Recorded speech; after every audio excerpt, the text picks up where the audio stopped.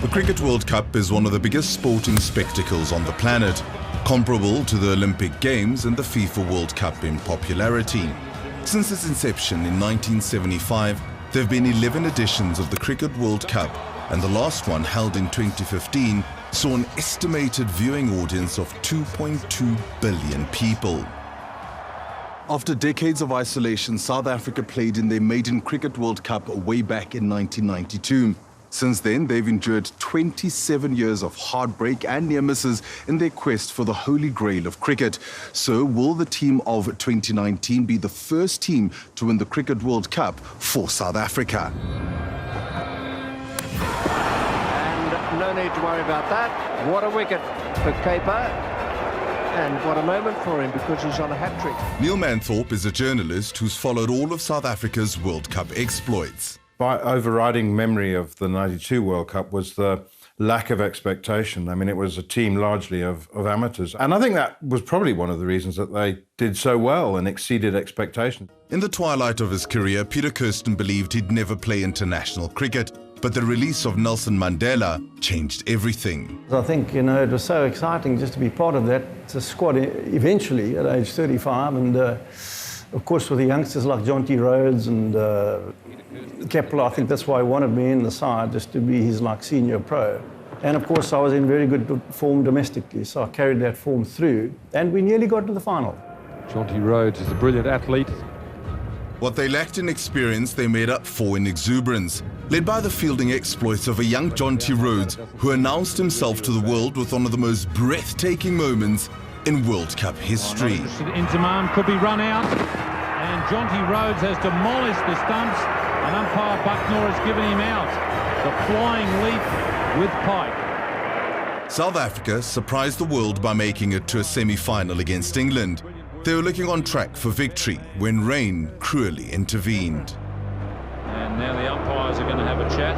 Covers will come out, and this may be the end for South Africa in the second semi-final. And the scoreboard finally confirming what we've thought to be true for some time now. South Africa need 22 runs off this one ball. Well, we had grown men crying.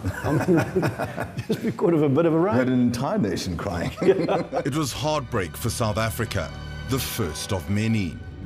Well, here they are then. The Proteas arrived at the 1999 World Cup in England as the #1 ranked team in the world. It wasn't just the best squad that South Africa had at a World Cup.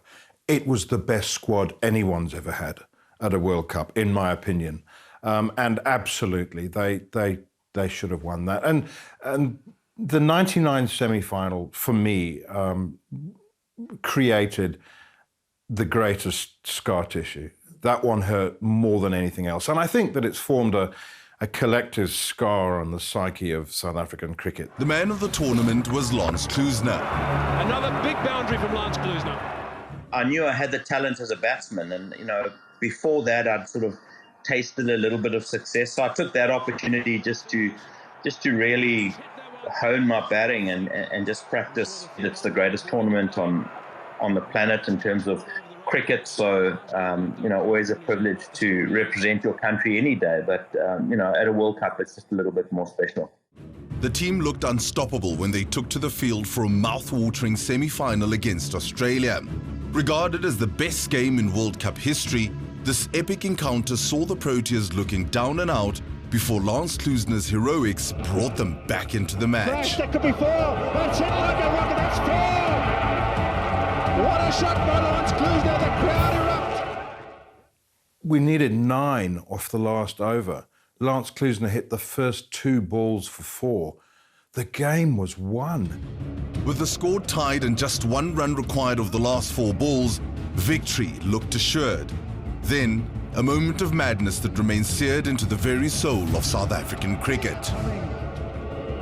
3 balls remaining, Klusener on strike. There it is. They go, this will be out, surely. It's out. It's going to be run out. That's it. South Africa out. Donald didn't run. I cannot believe it. Australia go into the World Cup final. Ridiculous running with 2 balls to go. Donald didn't go. Klusener come.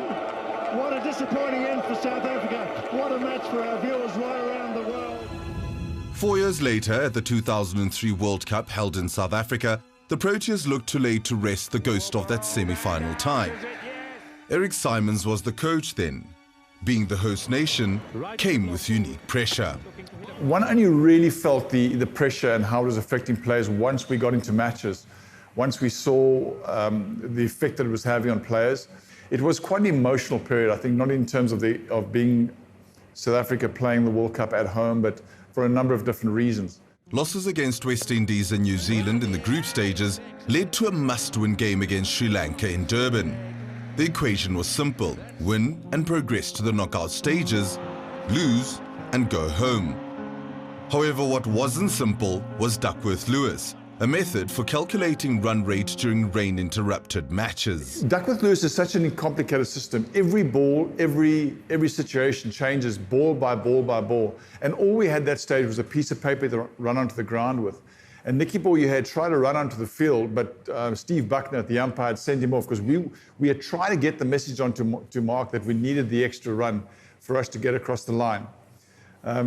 But we weren't able to. And I think the expression on Sean's face was, more than anything else, not again. So close and yet so far. We're in the lap of Durban weather at the moment, but as it stands at the moment, South Africa, if we don't come back on the ground, are out of the World Cup 2003. The loss was devastating. This catalogue of disappointment has resulted in the label of chokers, a burden that grows heavier with each World Cup failure.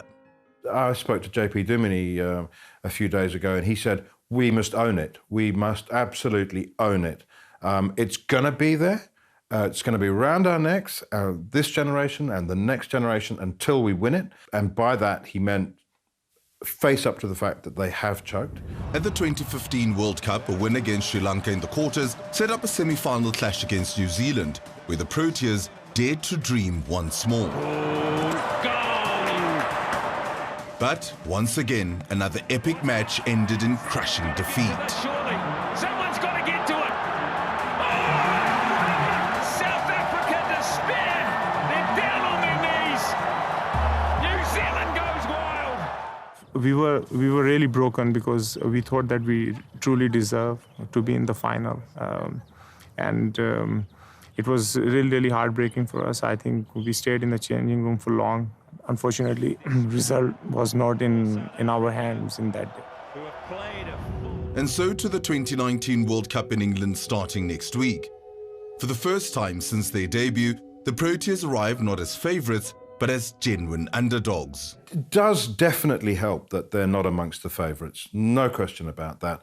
And Faf du Plessis has had a lot to say about the importance of being relaxed and of putting yourself in a mental and physical state where you can perform at your best. So can the squad of 2019, comprising youngsters playing their first World Cup like KG Rabada and veterans playing their last like Hashim Amla, finally cross the threshold and win the World Cup? For me, that would be a massive honour. I know how much it would do for the country, just in terms of the revenue you can create from that to improve development and just to inspire a lot of kids as well to partake in the sport of cricket would be amazing for me to see. The team we have, the people we have in the team, like I said, we really we love each other, we respect each other, and we enjoy each other's success. And I think that's what you need in the team to go further. If you think about South Africa and World Cup, you have more negative memories than positive ones.